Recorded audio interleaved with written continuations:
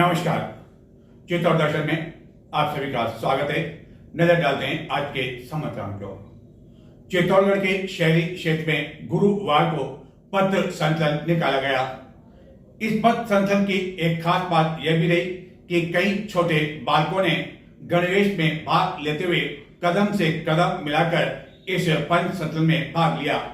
यह पथ संचलन चित्तौड़गढ़ के शहरी क्षेत्र में मुख्य मार्गों से होकर गुजरा एवं जगह जगह पथ संचलन पर फूलों की बारिश कर इसका स्वागत किया गया।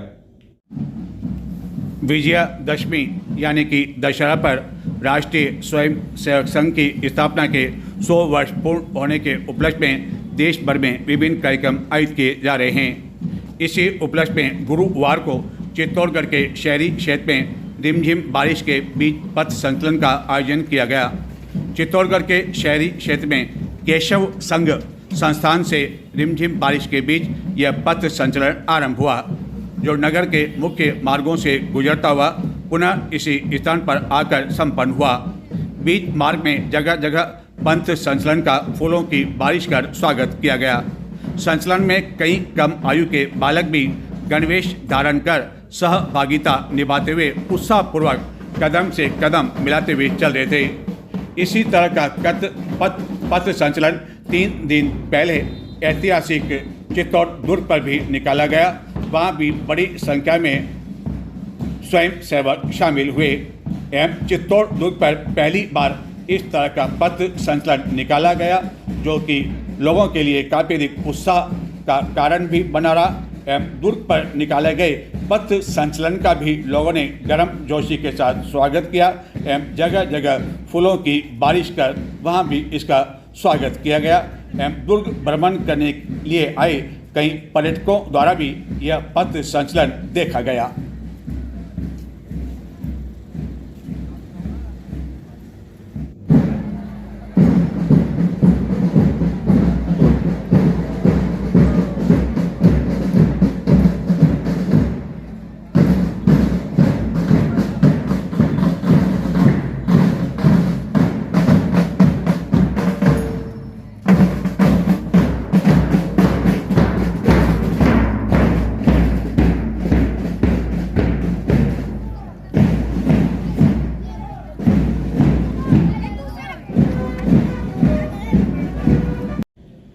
राजस्थान के कई जिलों से मानसून की विदाई हो चुकी है एवं पश्चिमी राजस्थान के कुछ जिलों के साथ ही चित्तौड़गढ़ में अगले कुछ दिनों में मानसून की विदाई हो जाएगी। लेकिन उससे पहले चित्तौड़गढ़ के शहरी क्षेत्र में जहां गुरुवार सायं बारिश हुई, वहीं नगर के उपनगरीय क्षेत्रों में इस बारिश का कोई असर देखने को नहीं मिला। हालांकि आकाश में बादल छाए रहे, ठंडी हवाएं चली, लेकिन बारिश नहीं हुई। और जब उपनगरीय क्षेत्र के कई लोग शहरी क्षेत्र में पहुंचे तो वहां बारिश देखकर उन्हें काफी अधिक आश्चर्य भी हुआ। क्या कहा? आज शहरी क्षेत्र में बारिश हुई? विश्वास तो नहीं होता। हमारे यहाँ तो बारिश का एक छींटा भी नहीं आया। यह कहना था चित्तौड़गढ़ के विभिन्न उपनगरीय क्षेत्रों के कई लोगों का, जब उन्हें यह ज्ञात हुआ कि मानसून की विदाई से पहले चित्तौड़गढ़ के शहरी क्षेत्र में गुरुवार सायं लगभग 10-15 मिनट तक बारिश हुई तो उन्हें विश्वास नहीं हुआ। इस पर शहरी क्षेत्र के लोग उन्हें मोबाइल पर यह बारिश दिखाते हुए नजर आए, जिसके कारण उपनगरीय क्षेत्रों के कुछ लोग मायूस भी हुए, जिनका कहना था कि कम से कम मानसून की विदाई से पहले वह एक बार तो बारिश देख लेते। लेकिन माना जा रहा है कि शुक्रवार को भी मानसून सक्रिय हो सकता है एवं चित्तौड़गढ़ में फिर से बारिश हो सकती है। नवरात्रा समीप आते ही यूआईटी को याद आई सड़क की मरम्मत करना। जी हां, हम बात कर रहे हैं चित्तौड़ दुर्ग की क्षतिग्रस्त सड़क को लेकर।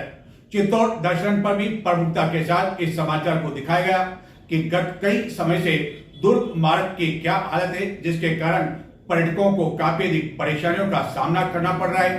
पूरे देश से आने वाले पर्यटक यहाँ से अच्छा संदेश लेकर नहीं जा रहे हैं कि वह दुर्ग घूमने गए, लेकिन सड़क की स्थिति ऐसी कि उन्हें परेशानी हो रही है। लेकिन अब जबकि नवरात्रा समीप है, बड़ी संख्या में कई श्रद्धालु नंगे पांव भी दुर्ग पर जाते हैं कालिका माता दर्शन करने के लिए। और यूआईटी को यह पता लग गया कि यदि सूद नहीं ली तो लोगों की नाराजगी उन्हें झेलनी पड़ सकती है। और आखिरकार 18 सितंबर गुरुवार से यहां पर मरम्मत का काम प्रारंभ कर दिया और नवरात्र से पहले इन खड्डों को भरने का काम पूरा हो जाएगा। गत कई समय से चित्तौड़ दुर्ग मार्ग की खस्ता हालत को लेकर पर्यटक खासे परेशान हो रहे थे। दुर्ग मार्ग पर छोटे बड़े इतने अधिक असंख्य खड्डे हो गए थे कि यहां आने वाले पर्यटकों को भारी परेशानियों का सामना करना पड़ रहा था। खासतौर पर ऑटो चालकों को भी परेशानियां उठानी पड़ रही थी एवं दुर्ग जाने के लिए जो 7 दरवाजे पार करने पड़ते हैं उन दरवाज़ों के बीचों बीच बड़े बड़े खड्डे हो गए थे। लेकिन यूआईटी की नींद नहीं खुल रही थी एवं सब कुछ जानकारी होने के बावजूद उसके द्वारा इन खड्डों को भरने के लिए कोई कदम नहीं उठाया जा रहा था। और अब ऐसे समय में जबकि नवरात्रा शुरू होने वाली है और उसके बाद आखिरकार गुरुवार से ऐसे खड्डों को डामरीकर भरने का काम प्रारंभ किया गया। हालांकि यह काम तो प्रारंभ होना ही था क्योंकि नवरात्रि में यदि ये खड्डे नहीं भरे जाते तो लोगों की नाराज़गी यूआईटी एवं जिला प्रशासन को झेलनी पड़ती। हालांकि इस तरह के कार्य के बावजूद भाजपा के कुछ नेता सोशल मीडिया पर इसकी वाहवाही लेने में लगे रहे। भला इसमें कौन सी वाहवाही, ये काम तो होना था। राजस्थान के साथ ही चित्तौड़गढ़ में शहरी सेवा अभियान की शुरुआत हो चुकी है एवं गुरुवार को चित्तौड़गढ़ के चंदेरिया क्षेत्र में यह शिविर आयोजित हुआ। लेकिन इस शिविर में आ रही कुछ समस्याओं को लेकर कुछ पूर्व पार्षदों एवं मौजूदा पार्षदों द्वारा चित्तौड़गढ़ के विधायक का ध्यान इस ओर आकर्षित किया गया।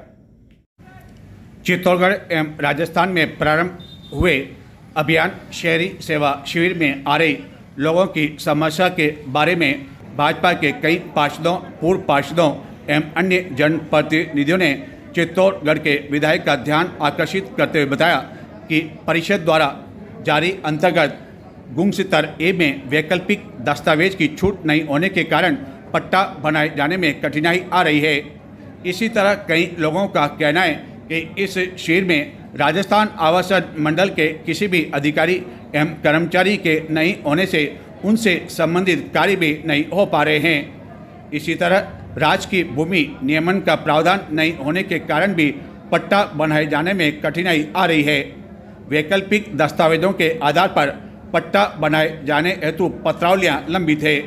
यदि इस शिथिलता का लाभ मिलता है तो शहर के बहुत सारे लोगों को भी इस शिविर का लाभ मिल सकेगा एवं स्वयं के पास पंजीकृत दस्तावेज बन सकेगा। गुणसूत्र ए में वैकल्पिक दस्तावेजों के अनुसार बनाए जाने की शिथिलता एवं राज्य की भूमि नियमन के तहत पट्टा बनाए जाने हेतु प्रावधान करवाए जाने की मांग भी की गई ताकि आम जनों को भी इस शिविर का लाभ मिल सके। अब देखना यह है कि आने वाले दिनों में जो शिविर आयोजित किए जाएंगे उसमें इस समस्या का समाधान हो पाता है या नहीं, ताकि अन्य शिविरों में आने वाले लोगों को इस शिविर का और अधिक लाभ मिल सके। चित्तौड़गढ़ जिले के कपासन क्षेत्र के एक युवक सूरज माली पर गत दिनों हुए प्राणघातक हमले को लेकर अब तक अभियुक्तों की गिरफ्तारी नहीं होने को लेकर गुरुवार को एक बार फिर कपासन में लोगों द्वारा प्रदर्शन किया गया।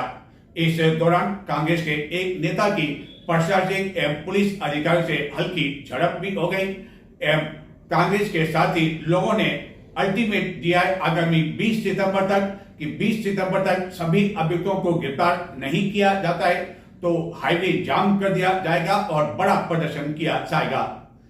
पुलिस के पास सारे संसाधन मौजूद हैं, जगह जगह सीसीटीवी लगे हुए हैं एवं अन्य कई भी साधन पुलिस के पास है, लेकिन उसके बावजूद अब तक अभियुक्तों की गिरफ्तारी नहीं होना आखिरकार कहीं न कहीं तरह के सवालिया निशान तो अवश्य खड़े करता है कि यह गिरफ्तारी क्यों नहीं हो पा रही है। अभियुक्त की संख्या 5-7 थी तो फिर भी पुलिस क्यों नहीं पकड़ पा रही है, आखिरकार इसके पीछे कारण क्या है, जिसको लेकर कई तरह की चर्चाएं हैं।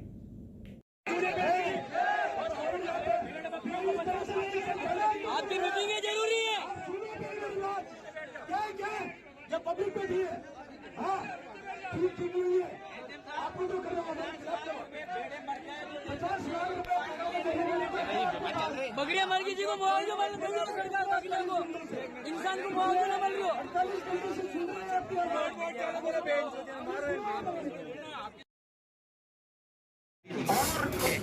चित्तौड़गढ़ जिले के कपासन कस्बे में निवास करने वाले सूरज माली ने शायद सोचा भी नहीं होगा कि यंग के बान ही सही, लेकिन कपासन की जो सबसे बड़ी समस्या है कि चित्तौड़गढ़ जिले में इस वर्ष काफ़ी अधिक बारिश, यहाँ तक कि औसत से अधिक बारिश होने के बावजूद कपासन तालाब नहीं भर पाया, जिसके कारण आने वाले दिनों में लोगों को परेशानियां हो सकती है।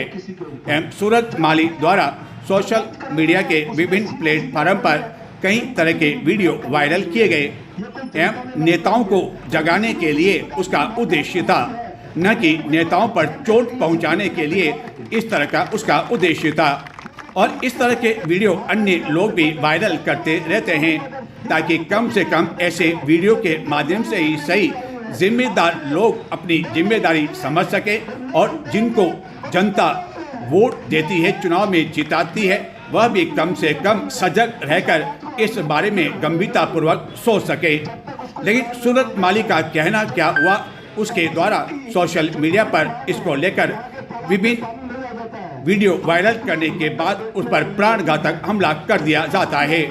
हमला करने वालों की संख्या 7-8 होती है और वह नकाबपोश होते हैं, लेकिन इसके बावजूद पुलिस में मामला दर्ज करवाए जाने के बाद भी अभियुक्त अब तक पुलिस की गिरफ्त से बाहर है, जिसको लेकर लोगों में काफ़ी अधिक गुस्सा एवं आक्रोश व्याप्त है, क्योंकि सूरज माली पर इतना अधिक प्राणघातक हमला किया गया कि उसे अहमदाबाद रेफर करना पड़ा और उसके उपचार के लिए अब हर कोई आर्थिक सहायता करने के लिए आगे आ रहा है, क्योंकि परिवारजन की ऐसी स्थिति नहीं है कि वह अपने स्तर पर उसका उचित उपचार करवा सके, जिसको लेकर लोग आगे तो आ रहे हैं। लेकिन लोगों का कहना है कि सरकार को अपने स्तर पर सूरज माली का उपचार करवाया जाना चाहिए, परिवारजनों को 50 लाख का मुआवजा दिया जाना चाहिए, जिसके लिए एक बार फिर 18 सितंबर गुरुवार को कपासन में प्रदर्शन किया गया, धरना दिया गया। 2 घंटे से भी अधिक समय तक यह धरना एवं प्रदर्शन चलता रहा एवं प्रशासन को 20 सितंबर तक का अल्टीमेट दिया गया कि 20 सितंबर तक यदि सभी अभियुक्तों को गिरफ्तार नहीं किया जाता है तो उदयपुर हाईवे जाम किया जाएगा और इस आंदोलन को और अधिक उग्र किया जाएगा। जगह जगह कपासन क्षेत्र में भी सीसीटीवी फुटेज लगे हुए हैं, लेकिन आखिरकार ऐसे क्या कारण है कि इस हमले के इतने घंटों बाद भी पुलिस अब तक किसी भी अभियुक्त को गिरफ्तार नहीं कर पाई है, जबकि वहां के नेटवर्क समेत अन्य कई ऐसे पुलिस के पास सोर्स है जिससे ये पता लगाया जा सकता है कि उस समय वहां कौन कौन मौजूद था और इस घटना में कौन कौन शामिल हो सकता है। इस पूरे मामले को लेकर अंगुलियां कपासन के विधायक अर्जुन लाल जिनकर पर उठ रही है, क्योंकि सोशल मीडिया पर व्यक्तिगत तौर पर उनके नाम का उल्लेख सूरज माली द्वारा किया गया था, जबकि कपासन के विधायक का कहना है कि उन्होंने भी इस घटना की न केवल निंदा की बल्कि पुलिस अधीक्षक को फोन कर इस घटना में शामिल अभियुक्तों को शीघ्र से शीघ्र गिरफ्तार किए जाने की मांग की है। अब देखना यह है कि आगामी 20 सितंबर से पहले कपासन पुलिस इस मामले में कितने अभियुक्तों को गिरफ्तार कर पाती है और जनता का जो गुस्सा है, आक्रोश है, उसे किस हद तक कम कर सकती है। और इस आक्रोश एवं प्रदर्शन के बीच सूरज माली की मां भी पहुंची, लेकिन उस पर इतना अधिक इस घटना के बाद सदमा है कि वह बेहोश हो गई, जिसके बाद तत्काल उन्हें चिकित्सालय ले जाना पड़ा, जहां उनकी हालत अब ठीक बताई जाती है।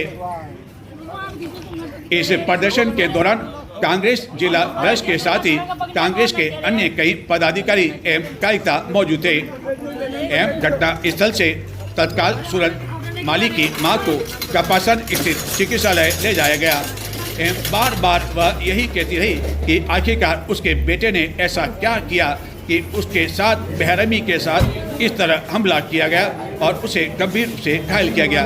लेकिन अब इस मामले को लेकर राजनीति भी होने लगी है। इस धरने एवं प्रदर्शन के बीच भाजपा जिलाध्यक्ष रतनलाल गाजी का एक वीडियो भी वायरल हो रहा है, लेकिन इस वीडियो को लेकर कांग्रेस के कई कार्यकर्ताओं ने आलोचना की, जिनका कहना है कि यह समय राजनीति करने का नहीं है और भाजपा इस मामले में राजनीति कर रही है, जबकि भाजपा को भी कपासन के लोगों के साथ मिलकर इस पूरे मामले में साथ आना चाहिए। बताते क्या कहा जिलाध्यक्ष। गत दिनों कपासन विधानसभा में सूरज जी माली के साथ जो घटना हुई है उसकी मैं घोर निंदा करता हूं और प्रशासन और सरकार से मैं आग्रह करता हूं कि ऐसे अपराधियों को तुरंत पकड़कर उनको सज़ा दिलाई जाए कि ऐसी पुनरावृत्ति किसी के साथ नहीं हो और उस घटना का पर्दाफाश हो और भविष्य में और किसी के साथ ऐसी घटना नहीं हो। और सभी राजनीतिक पार्टियों से भी मेरा यही निवेदन है कि हमारी कपासन विधानसभा एक शांतप्रिय विधानसभा है और वो जो जिस तरह की इस पे सूरज जी के घटना के ऊपर राजनीति कर रहे हैं हमारे विपरीत विचारधारा के लोग, उनको ये नहीं करना चाहिए। आज कपासन विधानसभा में 20 साल से पानी की कमी है, पानी की मांग है, तो हमारे देश के यशस्वी प्रधानमंत्री नरेंद्र मोदी जी और हमारे प्रदेश के यशस्वी मुख्यमंत्री भजन लाल जी के नेतृत्व में कपासन ही नहीं पूरे राजस्थान को पानी पिलाने का काम भजन लाल जी कर रहे हैं। TRCP जैसी योजना को लागू करके अपने कपासन विधानसभा में 25 करोड़ रुपए की स्वीकृति करके इस पानी को कपासन में पहुंचाने का पूरा प्रयास कर रहे हैं और हमारे इस क्षेत्र के लोकप्रिय ऊर्जावान और विकास पुरुष विधायक अर्जुन लाल जी जिनकर इसमें लगातार लगे हुए हैं और उन्होंने कपासन में पानी नहीं आने तक का प्रण लिया है कि मैं सापा नहीं बांधूंगा और भगवान इंद्र राजा भी उनकी मेहरबानी है उनके ऊपर कि इस बार अच्छा बारिश हुई है और चारों तरफ पानी पानी है। तो अब विपरीत विचारधारा लोगों को ये लगता है कि पानी इस साल अर्जुन लाल जिनकर जी के प्रयास से यहाँ आ जाएगा तो हमारी राजनीतिक का रोटियाँ सेकने के कारण ये इस तरह की जो घटनाक्रम कर रहे हैं, इन लोगों को इनसे अब आ जाना चाहिए और विकास के बारे में सोचना चाहिए। और विकास भारतीय जनता पार्टी के शासन में ही हुआ है और जब भी भारतीय जनता पार्टी की सरकार आई है, चाहे वसुंधरा जी की हो चाहे भैरू सिंह जी की हो, और हर एक क्षेत्र के किसानों के बारे में सोचा है।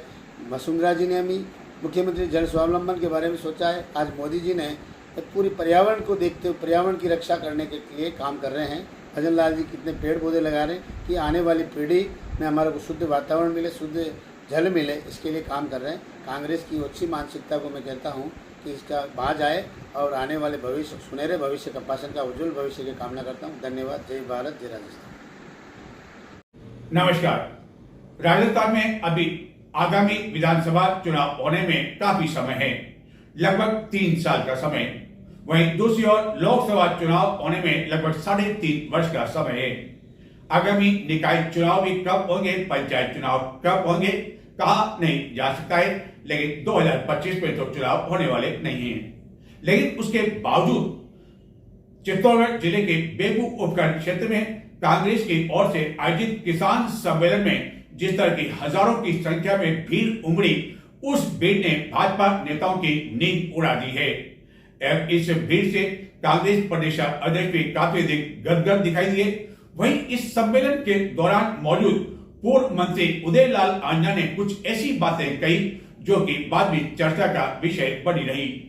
उदयलाल आंजना ने इस सम्मेलन में मौजूद पूर्व विधायक राजेंद्र सिंह विदुड़ी को लोकप्रिय तो बताया, लेकिन यह भी कहा कि उनके द्वारा अन्याय काफी किया गया। आंजना ने यह भी कहा कि उनके साथ भी अन्याय किया गया। हालांकि उन्होंने जनता के सामने उनके साथ आखिरकार विदुड़ी ने क्या अन्याय किया वह नहीं बताया, लेकिन अपने संबोधन के अंत में एक बात और उन्होंने चौंकाने वाली कही जो कि चर्चा का विषय बनी हुई है। आंजना ने कहा कि कई तरह का प्रेशर आने के बावजूद कांग्रेस प्रदेश अध्यक्ष और नेता प्रतिपक्ष इस सम्मेलन में आए। तो सवाल यह उठता है कि आखिरकार ऐसे कौन से बड़े नेताओं का इन दोनों नेताओं पर प्रेशर था कि उन्हें सम्मेलन में आने से रोका गया हो। ये तो आंजना जाने या प्रदेश अध्यक्ष जाने।